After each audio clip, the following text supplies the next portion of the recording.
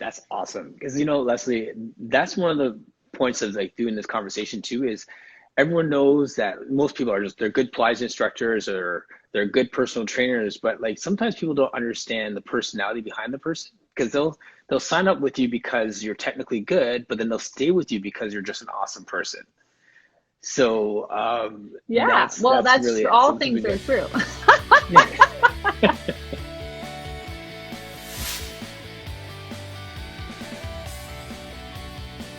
Thank you.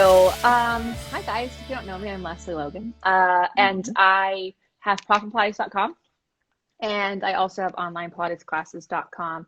Profit Pilates was born out of like, I used to run studios and I would struggle with finding teachers that were fully trained, Mhm.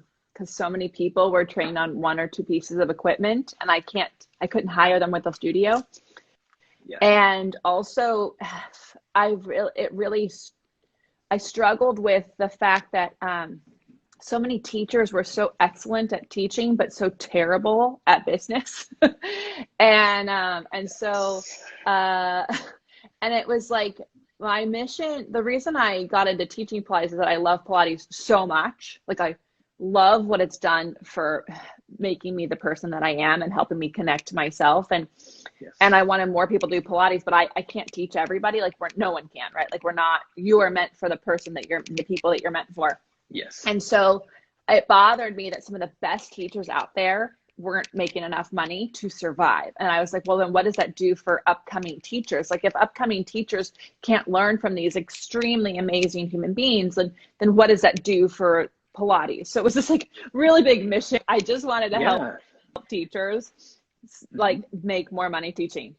And so Profit Pilates was started with some workshops, and then it became a book, which we are going to release an updated version of. I have to update it again since Corona happened. Yes. But I'm just gonna add like one like thing to it. I'm not books are not living breathing organisms. Typically you write it and then that's it, but I wanted to Yes. update it a little bit. So we are, and then it became a coaching group, and it's the coaching group's been around for over two agency, because we all have agency within us. And I think it's so important that people recognize that like you don't need more resources. Like right now, I think a lot of people think money, oh, if I get that PPP, Yes. if I get this, and I'm not saying you should absolutely apply for all those things, everyone, but it's not the resources that the problem, it's the resourcefulness and like going within. And if you know what your mission is and you know what Yes. your vision is, then we can work with that. If we don't know your Right. vision, it's really hard to make that happen. Yeah, you said that line the other day, that it's not your resources, but your resourcefulness. Like, I love that line. I wrote that down yesterday where I was like, that's such a good line. That's like awesome. Can you like unpack that a little bit more? Like, what exactly does that mean? Like resourcefulness as opposed to resources? Yeah, I mean, I wish like I was the genius that came up with it. I've heard like four different people say it in the Okay.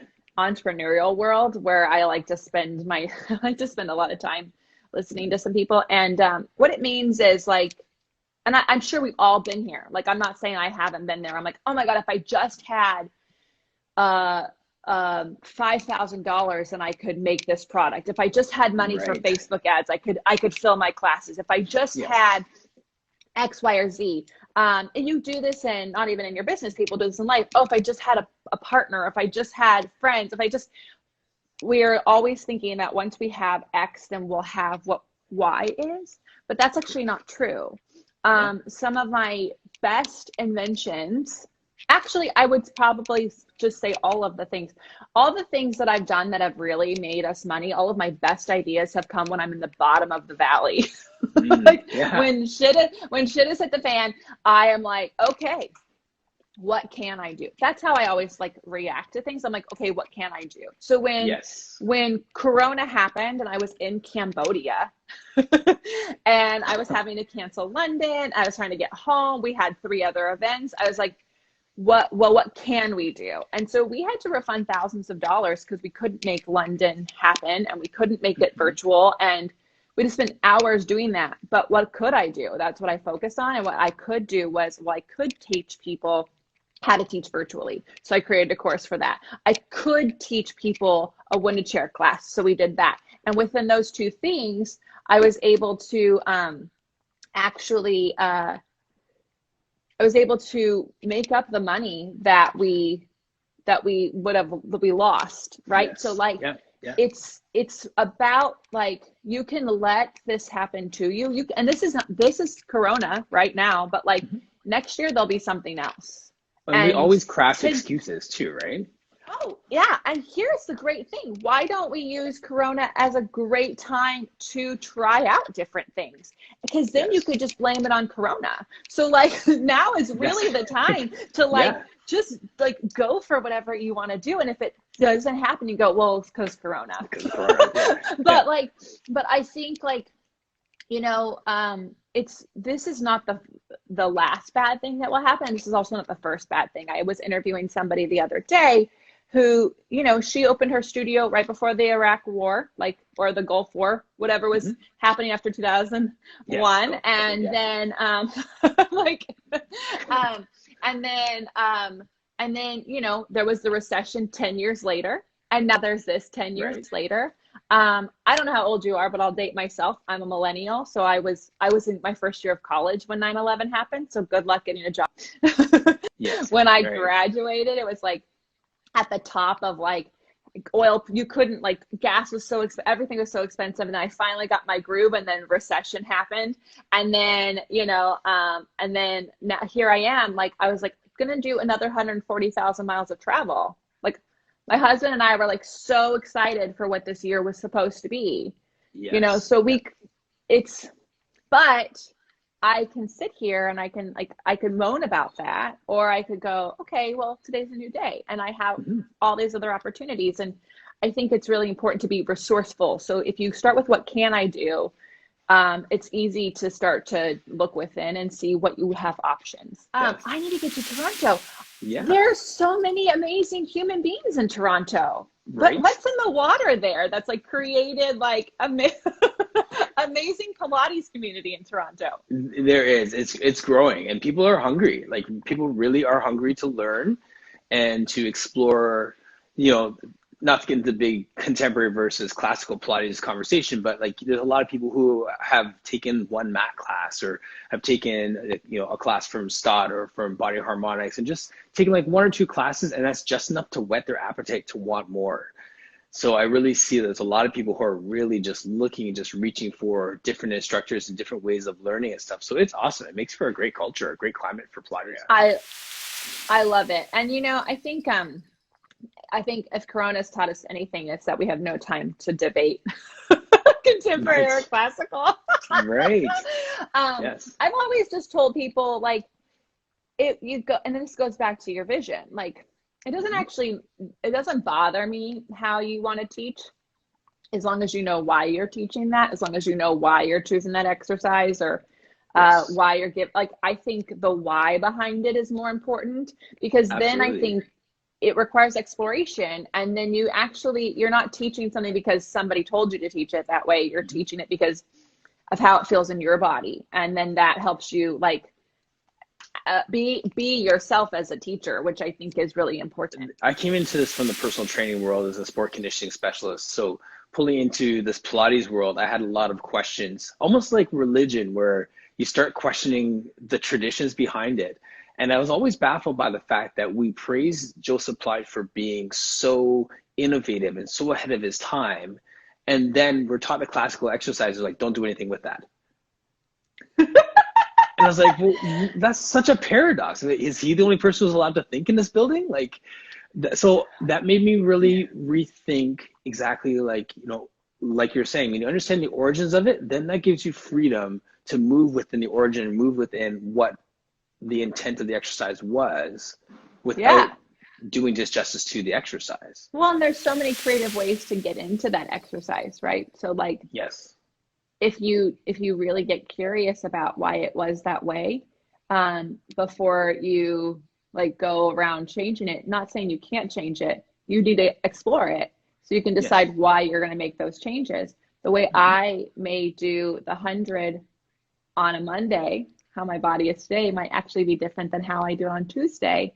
And it's not because and that's because I need to change it for my body that day.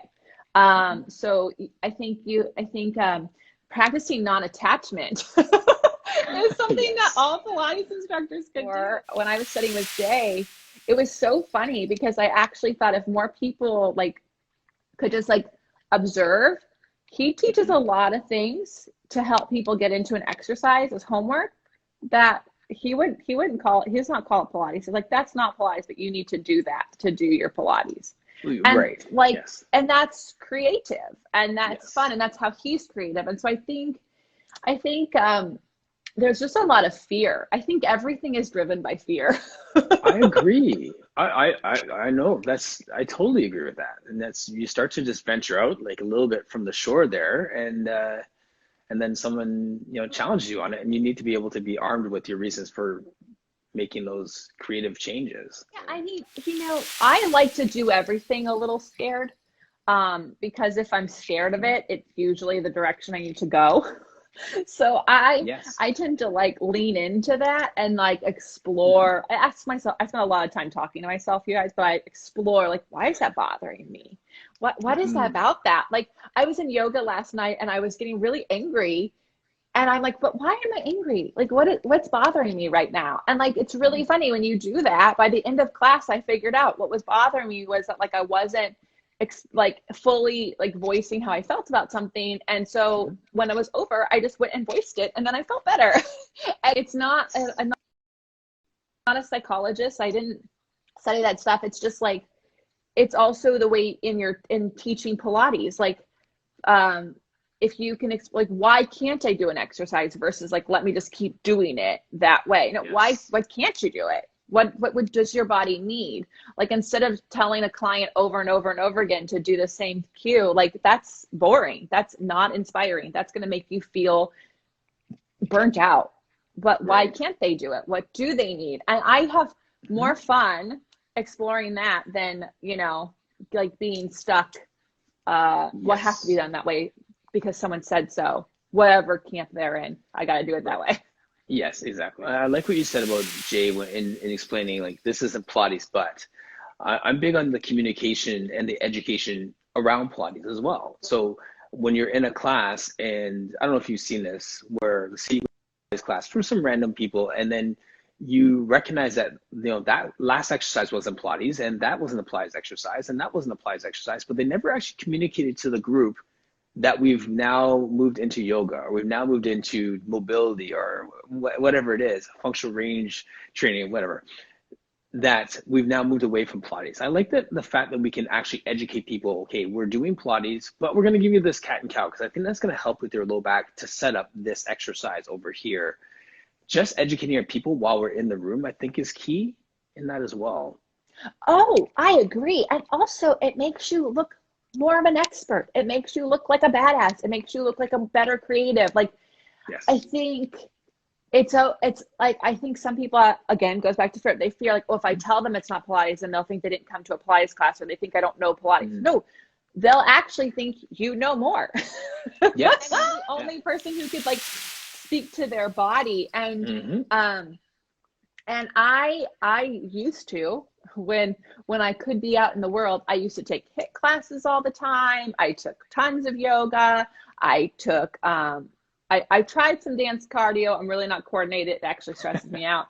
So, but like I take from other Pilates people. I loved it because there's different things. I'm like, oh, this is such a good way to teach people snake on the floor. Like, this is so good. Well, I can even say that. I'm going to borrow that. Speaking of taking or borrowing or stealing, the other day when you were working with Miguel and you started with simply just standing there, he said, cross your legs over to go down. I used the same cue, but then he said, stop. Now cross the other leg over and now go. And I was like, I'm going to use that because people always go to their preferred side, right? So like little cues like that, I was like, I'm taking that one. That's good. I do that before every live class I teach, every single one. And I always put the same foot in front, which is the foot I want to go down on. I never, Yes. and I know the answer. Like, I know what's going to happen. Yeah. If I always go, I should just put the bad one in front. So then when I go down, I look like a badass. Yeah, you're like, well, that's right. But no, I don't. I do the same thing everyone else does because we're human, right? And we don't even think about what leg we're doing first. Absolutely. It's fun. I mean, I think once you get over the fear of failing or the fear of not looking perfect and moving towards being authentic in our movement, then you have the freedom to do that. So I love that you said that. If you get rid of the fear of looking perfect or the picture of looking perfect, perfect is so boring. Like, just like look at the people you think are perfect. We're in awe of them, but we don't go, God, I want to be their friend. Because like nobody wants to be friends with perfect. Like, Yes. they want to be friends with the person who trips and laughs, and they want to be friends with the person who's like a real human. So, Yes. you know, I get it, because like I put a lot of pictures out there of me doing Pilates. They're mostly terrible. I have so many things I have to work on, but I do it because I hope that if people say anything about what it looks like in a good way, like they're complimenting and go, oh, thanks, I've been really working on it. If they say it in a bad way, I can just block them and bless them. But like, I think like it's important for people to see that like it's a progress. Like I have this idea that someday I'll put out some of the pictures, because I've been taking pictures of the same photographer for years.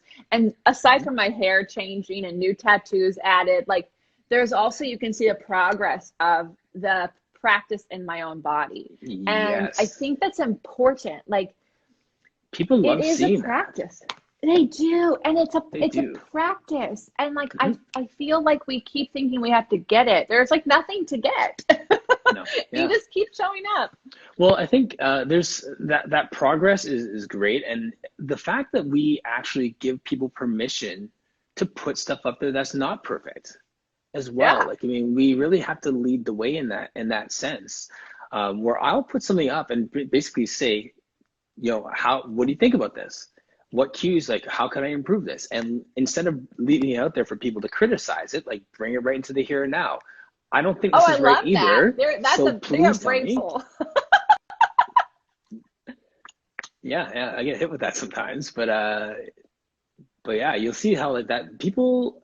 There's something to be said for being authentic with it and being brave enough to just put yourself out there, even when you don't think, like, you know, even if you think it's not perfect. And people need to see that, need to see your progress. So they do. And here's the thing about why that's so good, though. That's actually how everything should be done in life and business. Everybody is trying to wait until they're ready.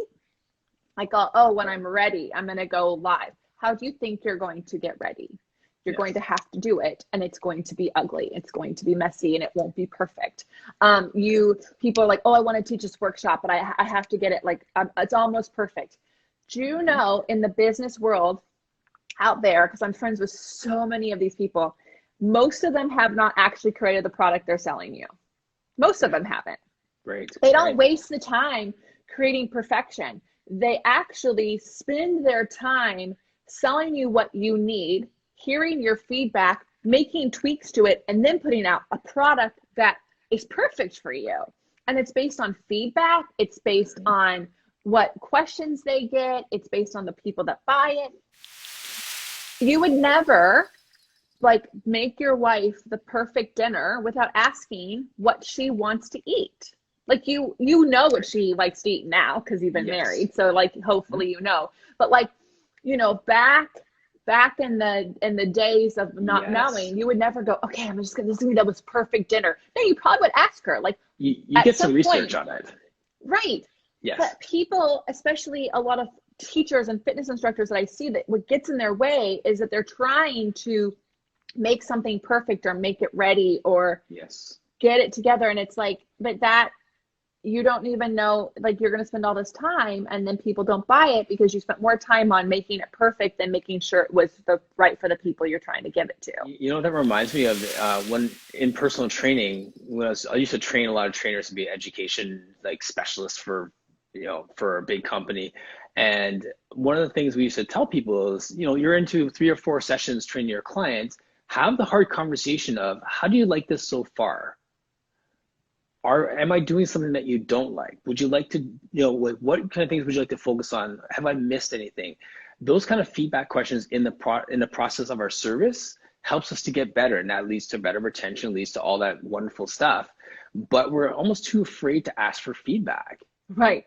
I wonder what that is. Why don't people want to hear it? We'll get better when we hear it, but it's uncomfortable to get that feedback because we interpret it as, sorry, I have a master's in counseling, so this is me going to my like social work. I love it. Background. I'm loving this. So you go with the psychologist thing, and then I'll tell you how I Olympic score it. Okay. So I think that when we look at it from a perspective of like being a man, like it's a threat to me in a sense when someone gives me feedback. If I interpret it as you're threatening my character right now if you tell me that this isn't good enough. What I presented wasn't good enough. You're telling me that I'm not good enough. So I'm not comfortable. I may or may not be comfortable hearing I'm not good enough. So I'm not going to invite you to tell me how good I am. Right. But if I could detach, like right where we started about with detachment right at the beginning of our conversation, if I could detach who I am from what I do, then I can look at what I'm doing, get feedback on how I'm doing it, make the adjustments, make the pivots, and make what I'm doing better, instead of putting a roadblock every time someone gives me feedback on how I'm doing, because that's a threat to who I am. Like 5 years ago, I started doing YouTube videos, and I had this like fear around like all the comments that could come from YouTube, because you like see other people's YouTube videos and not necessarily Pilates instructors, just see YouTube videos. People are crazy. I don't know where they get their time, but so I was like doing it, but I was kind of in fear of it. And she said that one, she has a list of people whose opinions of her matter. Yes.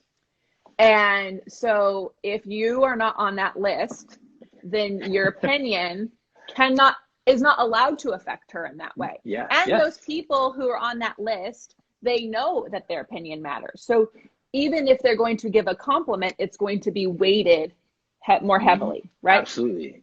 Yeah. And she's created a safe space for it, right? Yeah. So the feedback, good or bad, right? Like my Pilates mentor, not Jay, because he's just going to say what's on his mind. But I mean, his opinion matters. And then I'm like, well, he's just going to say how he feels. He forgets every single time that I have pit bulls because he hates them. And he's like, I hate pit bulls. And I'm like, he's like, what kind of dogs do you have? And I'm like, you know, I have 2 pit bulls. Like we've talked about, but I know that it bothers him because he likes me, but he doesn't like the dog. So right. I just like him because he's an amazing human. He's my Pilates mentor. She knows that her opinion of me matters. So when it's feedback on either side of what you would call good or bad, like it's just constructive feedback, she knows that I might take it harder or give it more something. So she, So she's, you know, she's conscious of giving me a compliment on something because I might go, okay, I got that, right? Because her opinion matters so much. So all these people whose opinions of me matter, they know. And when something comes back that's feedback, depending on where you are that day, because every hour, what we've noticed in the coronavirus, sorry, I go on tangents, guys. We notice the coronavirus is that our emotions change like almost hourly, right? Yes. And we're like, oh, the corona, it's like emotions every hour. No, you always had. Emotions don't stay. Like you don't have like one awesomely good day and one awesome bad day. No, throughout the day, there was awesome stuff and bad stuff. And like, that's how it goes. But we're really aware of it. So, so during this time, and I go on tangents and then I lose my thought, but don't worry, it'll come back to me. So, okay. So, feedback. So with this time, I think it's just really important to like, you recognize where your feelings are. And if someone's comment comes through and I'm in a bad space, their comment could affect me, even if I know they're not on my list. So I have to go, are they on my list? No, they're not on my list. Who are these people? Who is this person? Do I even know who this person is? Like you have to go through that. That's a good strategy. As far as feedback, we do our pop-up tour, we do our virtual classes. They always get a survey. And the information is given to me in the percentage that it exists. Okay. So, first of all, if there's like if it's a scale, right? If there's one person who gave it a 1 and one person that gave it a 10 in the Olympics, those don't count. It's the middle that matters. So I do that. And then I need to hear it. I need information on the percentage. So if like 60% of people said it was good, then I want to hear about that. And then I do want to hear what the 40% is. But I don't need to hear only all the good, because that's not great. You have to get the negative stuff's important too. There's good feedback in that. There's like information.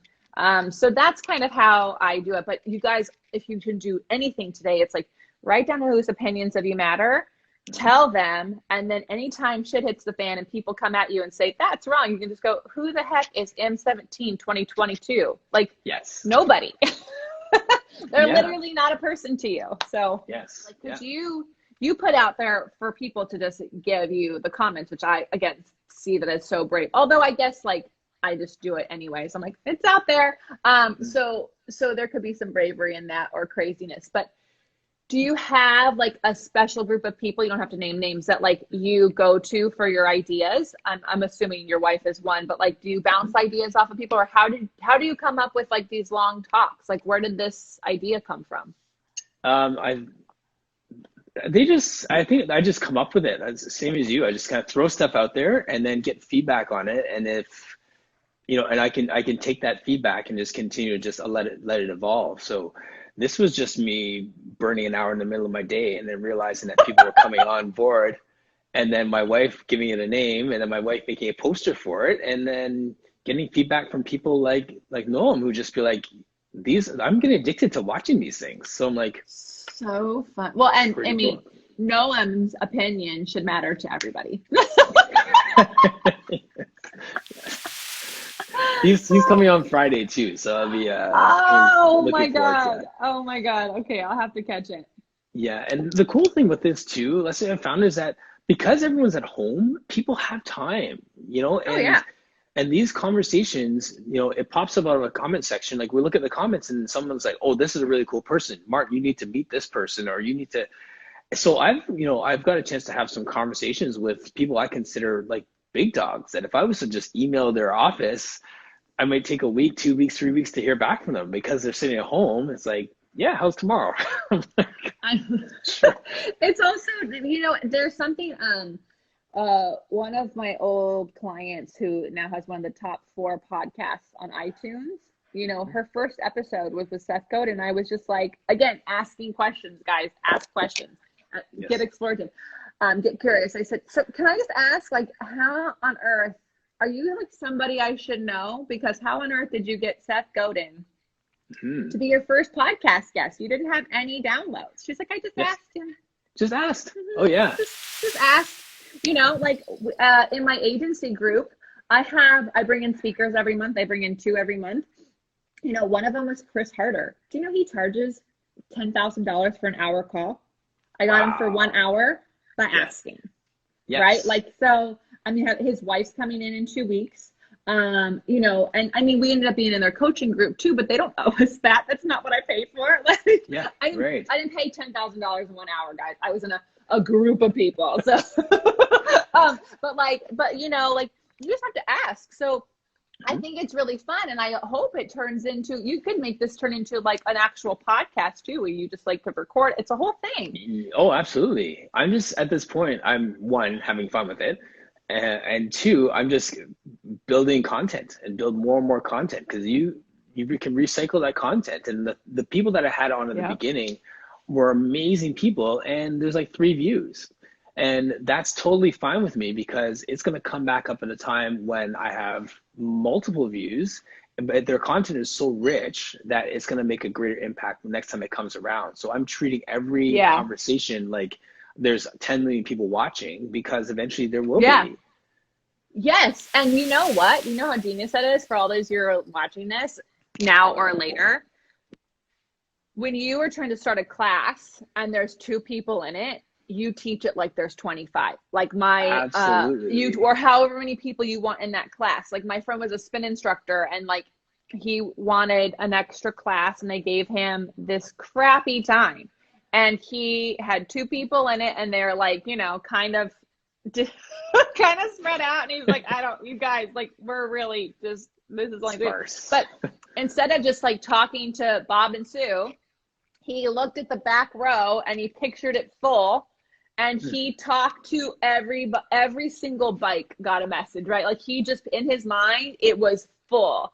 And because of that, Bob and Sue and him, the energy he's putting out there filled the class. If you teach a class of 2 people, like there's 2 people in it, it will become a duet, and they promise you they will not help you grow that class because you are not telling the walls to fill in the space. So right. Yeah, absolutely. You're gonna have 10 million people. Don't worry about it. It's happening. Yeah, absolutely. I have such a fun guy coming on next Monday, a DJ, and it's going to be a good conversation, because now the more that I do this, I've gone from just Pilates people to chiros to like an NBA guy was on last week. So it just kind of evolves, but the conversation is always running the kind of same thread, because there's things that we're all handling, and how do we make pivots within our business? How do we look at life right now? And then digging deeper into masculinity or leadership or vision or whatever. Like, everyone has a perspective on it that we're going to bring back to our business. Yeah. Right? Well, I mean, so with pivoting in yours, like, what have you had to do? I'm like, well, oh, let's talk about it. Yeah. So do you think your vision changed since Corona, or is it still your vision? You're just pivoting how you do it? It's still my vision. And the line that I love is, like, we spend so much time working in our business that we don't spend enough time working on our business. Oh my God. That's what I tell people all the time. I'm like, you are like, just because you're busy doesn't mean you're in business. Right. Yeah, exactly. So there's pieces and there's corners of my business that I always say, oh, I'm going to get around to that one day. And now it's that around to it time, right? So I'm focusing on my online presence. And this wasn't even on my schedule of things to do, but in a sense it was, right? So I had a vision to do almost like a comedians in cars doing coffee type show. Which I now have had time to binge out on, and I am loving. Okay. Yes. So this is my vision for this. And I like I've always thought like that's one of my favorite shows to watch, because it's so organic and the conversation just goes wherever it goes. I love cars. Yeah. Yes, it just goes wherever it goes. I don't even care about cars, but I enjoy looking at them, and I think they're really cool. The car I want is like beyond not okay for the environment, and so I just don't drive because I'm like, if I can't have that car, I don't want any car. So I love that. I love it. So you kept the vision. You're just using this time to do the things you were waiting for when you had time. Yes, and not only that, but recognizing the fact that these are actually steps towards that vision, even though I don't really get too fussy with the how, in the sense of like, okay, well, this is where I want to go. I'm not going to get preoccupied with trying to figure out how I get there. Just going to let it flow with the things that come in front of me. That's where everyone gets stuck. They want to focus on the how. The how is not what you focus on. You have to focus on first, like people who are like, I don't know what my why is. Well, you do. You're just afraid to say it. That's typically what's going on. And there's actually, Dean Graziosi has like a 7 questions to why. So like, why do you want to teach Pilates? I want to help people. Why do you want to help people? Because they'll feel better. Why do you want people to feel better? Because, you know, when people feel better, then they treat other people nicely. Why do you want people to treat people nicely? Like, you just keep going and find out, like, well, when I was a kid, no one was nice to me, and I don't want anyone to ever feel like that. Right. Okay, that's your why, and that's your message. And now we talk about that in everything you do. Yes. And you keep that in your mind, because if you don't get people to do Pilates, people aren't going to treat people nicely, and that will like move you, and the how will reveal itself, right? So our vision didn't change either. We, my husband and I always had the vision that we have. We had more time to just like dial it in. Like we got to like sit there and go, well, why don't we just sit down and like take that vision and like get a little more detail in it, right? Like let's put some birds in there. And I was like, you know, this idea of what we wanted to do, we don't have to wait for. We could do it by the end of the year. I think we could do it by the end of the year, right? So like now we just sped it up. And the pivot we made, we've always had multiple streams of income. So if you were on the beginning, like I have onlinepilatesclasses.com, and then Lesley Logan Pilates has the studio and it has retreats. And then we have Profitable Pilates. and we had to restructure because obviously the retreats are out this year. Right. and my studio is closed, so it's not taking in anything except for what I teach online. And Profit Applies, the workshops are in person are gone, but what can we do there? And so like we just pivoted and we figured out, okay, what money are we losing and how can we recreate it within the filter of our vision? And if you know what your vision is, guys, and it's not like, oh, I want to have this like beautiful house with a family of 3 and in a studio. No, I want to know where that house is. I want to know when you wake up. I want to know when you start working. I want to know who's in your studio. What time do you teach? What does it smell like? What does it look like? What color is the equipment? Do you have rugs? Do you have hardwood floors? Like, you've got to get so freaking clear on that, because nothing will go the way you want it. And when you are in the thing, you have to look at it and go, oh no, that's where I'm going. So how do I get there? Because there's a roadblock here. We got some construction going on and we have to get through this. So I love when people do coaching session with me. I make them tell me their vision. I also make them tell me it's 20 years from now and we have a party in your honor. What are we celebrating? And if people can't tell me their vision because they're stuck, like, I get it. When you're like in it, when you're in your business and you're stuck, it's hard. But when people tell me what they're being honored for, it's really cool. It's so That's a great question. Yeah. Really, this is the question I was thinking about this morning. This sounds a little bit morbid, but if there was a press release, because like when I was to die, and then they set up like this publication or press release about, Martin has just passed away. Yeah. What would it say? Like, would I be at a place where I've had that much influence that, one, they actually have to do a press release, right? And two, how cool if you can make the New York Times like obituary. I know, right? Not even the obituaries, be on like one of the inside pages, because you were such an influential person that your passing is going to have an impact on your community. Yeah. Well, so did you figure that out? I did a little bit. Yeah. I think it comes down to leadership and how much of a leader I want to be in my local community here in Mississauga and Toronto, in my global community, in the fitness community, in the impact that I have on men in fitness, the impact that I have on families and dads, and being a present, active father. Like, there's so many things I'm passionate about that I'd love for it to be said at the end of my days, that I had an impact in here and here and here and here. Yeah. So you have to write those things down, because that will help you determine what you should say yes to and what you should say no to. Yeah. Like, it's not morbid. There's actually a lot of coaches out there who are like, what does your obituary say? You have to like write that down. And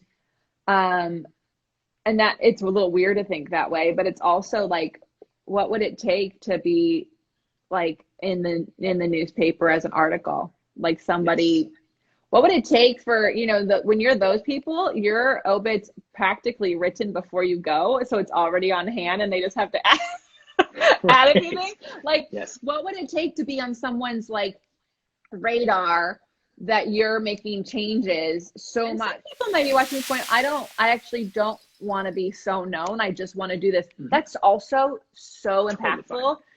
You can just be known to the 30 people in your community as the best that you are at what you do. And that's important stuff. Like, you could be being celebrated for being an amazing parent to 3 kids who, like, one of them may even have discovered what the cure to cancer. Like, that's a pretty cool mom. If you're the mom or dad who helped the kid, like, cure cancer, you pretty much create a great home style for them, right? So that's rock star status. It is. So I think it's important that your dreams don't have to be so huge. You don't have to want to be famous, but that I needed to be known enough to help create the space and the paths for people and give people permission. Like, I know that as Profitable Pilates, like, what we do the best is we don't only just hold space for people. We encourage, we hold people accountable. We push them to do the thing that they're scared to do in a loving, supportive way. And to do that, I know that I had to do things that would make people realize that I could help you do the thing, because I've done the thing. Like I've done the thing, I failed at the thing, and I did it again. Like, so I knew so I knew I had to do it to help them. And that's why I do it. When I created agency the first time, I tell people this all the time, agency wasn't called agency the first time, and it failed. Nobody signed up. and I sat there and I was just like, I'm working like 80 hours. I don't understand. I was running 9 studios. I was teaching. I was a lead teacher trainer. And like, I created this membership site, and I knew it would help people. Like the content I was writing I was like giving away the answers for free, right? And like, you just had to sign up. And no one, like nothing. And my husband was like, well, why don't we just quit? Like, why don't we just not do it? It's like, why are you, you know? And I sat there and like, this is also another way you can figure out what you want to do, guys. I just sat there and I pictured life without it. Like I pictured life not helping teachers. I pictured life not selling Profitable Pilates, the book for new teachers. And I pictured like not blogging about it. And I cried more then than I cried like having to cancel things this year. And so I was like, okay, well, if it's that important to me, then I need to go back to feedback. Why isn't it working? What is not happening? Why don't people know? And it was like, well, I'm not known enough. So I wasn't known enough 6 years ago, right? So I like went like just, I don't know, guns a-blazing. I went like crazy in getting myself out there and like just preaching out all this stuff so that people would know me. So then I could, so it took us, that was in 2016 is when we launched that site. And then in 2018 is when I launched the coaching thing again. So it took us 2 years of just like lots of content, you know? People don't want to hear that part of it though. They don't want to hear something took you 2 years. They want it now.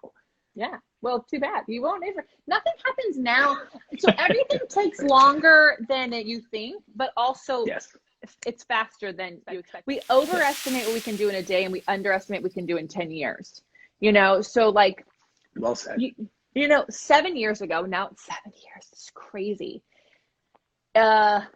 In 2 weeks, I will have been 7 years ago, 2 weeks from now, I was homeless, no car, no studio, because the studio I rented closed. And the company that I was managing studios for, because I had like a private business and then I worked for someone. The company that I was managing a studio for transferred me.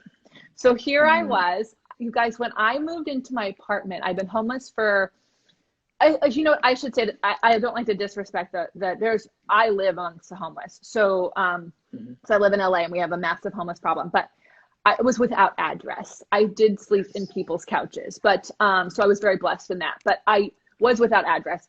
And when I moved into my apartment, I had my grandmother's china, a peace sign lamp, and 32 legal boxes of clothes, because I left a lawyer and that's how my clothes got packed up. And that's 7 years ago. In 7 years, you know, Profitable Pilates was born and failed, and agency was born again. I did not have online. I didn't even have a YouTube channel 7 years ago. Like, you know, in 7 years, it's insane. Like the kind of lifestyle that I live now. And it's not because I'm lucky, and it's not because like things happen to me. It's because during that time without address, I was like, okay, who do I want to be? Like, where do I want to, like, what do I want to be doing? And I strategically chose where I moved to. I strategically chose the transfer I took. I chose the car I got. Like, everything was part of, like, where do I want to be when this is over? Yes, intentional decision making. Mm-hmm. Yeah, yeah. And, like, and then full out faith that as long as I did what was right for me, it would work out. And it's hard. It's hard when you're on credit card debt and you don't, like, it's so hard when like, you're like, okay, I'm like trusting, like I'm investing in this thing. And, but you know, I know for a fact, like where I am today is because of those months where I had no house to live and call my own. And as we start to dig deeper with the layers of our why and just keep peeling those back and we land at what our real why is, I feel like we need to just accept the fact that that is the why, like you're saying, like don't be afraid of it, embrace that why, and then be consumed by that why. Because when we're consumed by that why, it overrides any fears. It overrides the way that we distract ourselves, the way that we make excuses for what we're going to do and what we're not going to do. It overrides our fears of failure in that process if we're so consumed by that why. Yeah, totally. You have to, and you know, I think people are thinking their why is going to be something like big and profound. It's sometimes it's not, you know, like sometimes it's deeply personal and it's not logical, but it makes sense to you. Your why is hardly ever about making money. And I know that's really weird because I'm like, I'm profit applies. No, your why, I mean, the money is because like your why might be because I don't want anybody in my family to ever be with that address. That could be a why, and that means money, right? But the actual why is not I want money. It's I don't want anyone in my life to ever suffer and not have enough to have a house of their own. Like that's so I think people, you know, they're afraid to go deep into it because I think it probably, most people's why stems from something in their childhood that they're probably trying to avoid. You're a you probably could analyze that more, but like, I think, you know, like, I think it's important to go there because you will wake up every day doing your thing, no matter what virus is out there.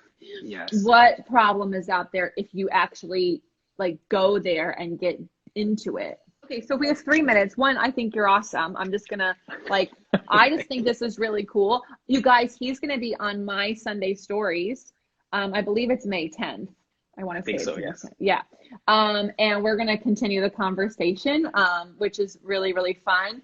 Awesome. Save so I can go right down the back.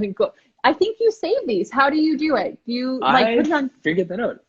Well, one, I just screen record it. I just sit down, put my phone down, and screen record it, and then I've created a group page on Facebook called Core Conversations, and then I place the highlights there, so now people can interact with like yourself. You know, like, so I'll put there, and I'll link it to you, and then from there people can watch the highlights and go, and that's so cool. Oh, cool. So we can keep the conversation going. Wanting support in your business, in your pivoting right now. My husband, who is not here because he's a night owl, we are relaunching our agency mini program. So agency, which you heard me talk about, is our monthly program. It's an ongoing program. And it's hard to just invest in your business. I get it. Like, it's scary times right now. So you will, so you can do Agency Mini. Agency Mini is a 1-week program where you can ask my husband and I any question you want. He's built websites, products, he's sourced things. Like, he like has all of this like intellect that as a Pilates instructor I never had to deal with. And then I have been in your shoes as a Pilates instructor. I've ran 9 studios, and we've been doing this together for over 2 years now. And we'll do 1 week of coaching, and you just go to profitablespilates.com/mini. That's awesome. Because, you know, Lesley, that's one of the points of like doing this conversation too, is everyone knows that most people are they're good Pilates instructors or they're good personal trainers, but like sometimes people don't understand the personality behind the person, because they'll sign up with you because you're technically good, but then they'll stay with you because you're just an awesome person. So that's really all things are true. So funny. I have endless amounts of confidence. That's great. It's refreshing, actually. So we got $120 left. So I'm going to say thank you so much, Lesley, for coming on. It's been so great chatting with you. I think we talked about Pilates for like 4 minutes of this whole conversation. I know, and I think that's okay. But so we'll just have to do it again whenever we can put me back in. But I want to say, like, I think it's really important that you continue to do what you're doing, because you're bringing in amazing conversations, and this is real joy, a great way to start my week. And thank you for, you know, using this time to like do what's inspiring you. I hope more people do it. Thanks so much.